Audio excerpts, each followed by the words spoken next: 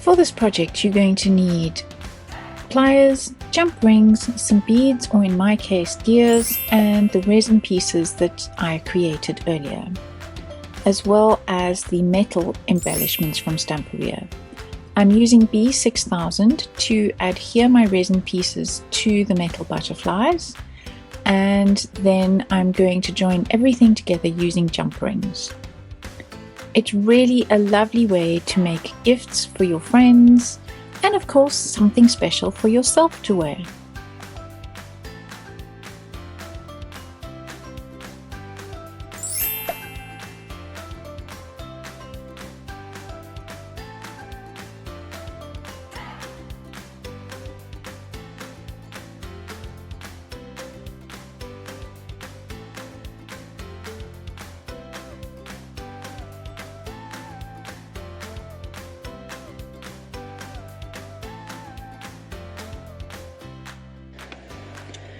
For the finishing touches, I have used the T-bar clasp so that it is easy to put on and off.